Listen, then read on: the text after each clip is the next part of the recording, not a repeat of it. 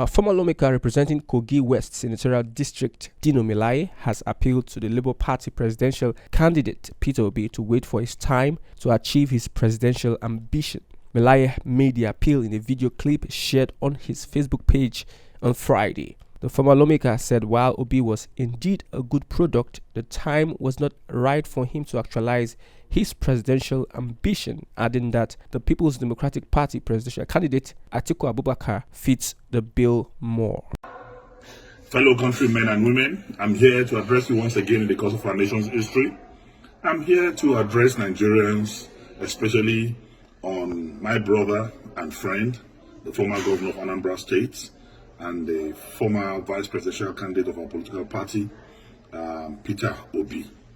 Peter Obi is one of the finest Nigerians who is intellectually mobile and administratively sagacious. He's a great Nigerian, and by the grace of God, he has the potential of being a great president in the nearest future. I celebrate you, Peter Obi, and I celebrate your movement for a new Nigeria. I celebrate your conscientization of the Nigerian youth and public on governance and building a new Nigeria.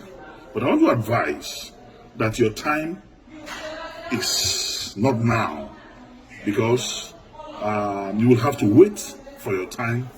I've listened to your postulations, I've listened to your arguments, I've listened to your deliveries, I've listened to your campaigns, and I can say that 90% of your campaign is dwelling on reducing the cost of governance.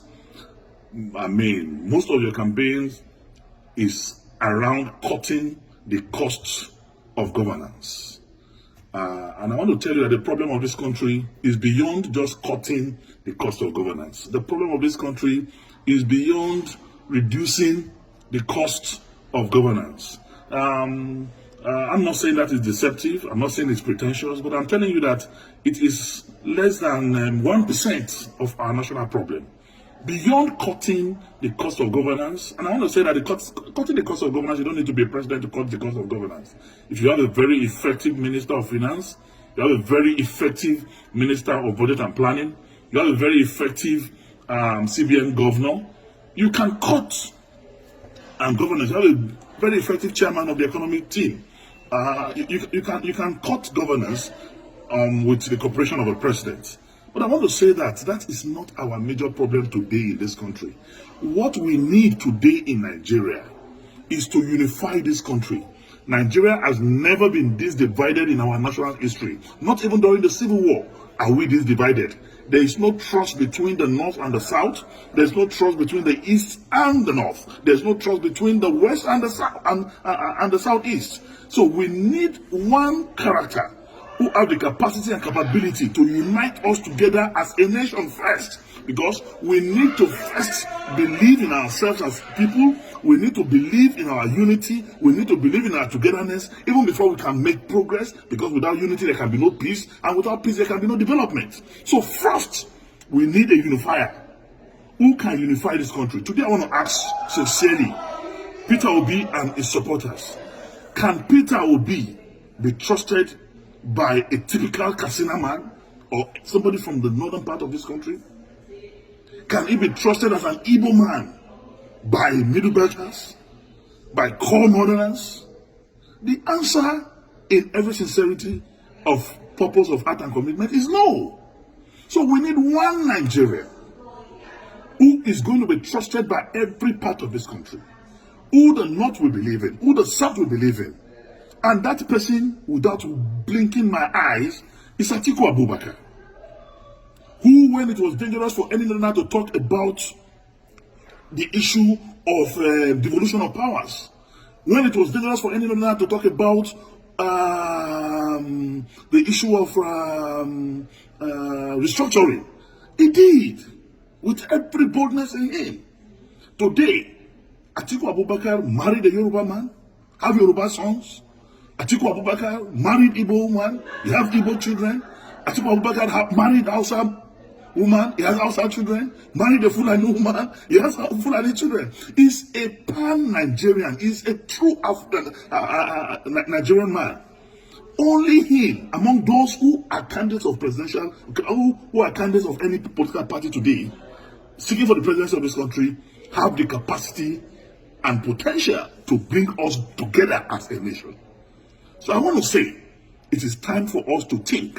I encourage the crusade, the movement started by Peter Obi to continue.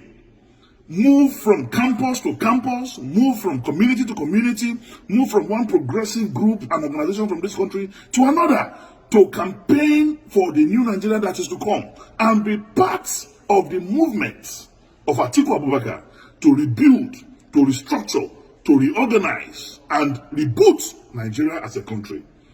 We must speak the truth, and the truth is the truth. You are a great Nigerian. I salute your political and intellectual sagacity. You are one Nigerian that I know. Tomorrow, there's a space for you. But for today, let us forget the social media drama. Let us forget the diaspora euphoria.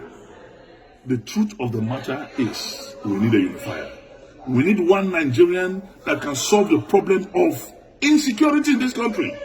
We need a Nigerian that will have intel from every security facet of our national life. We need a Nigerian that will get intel from Cameroon, from Chad, from Mali, from Benin.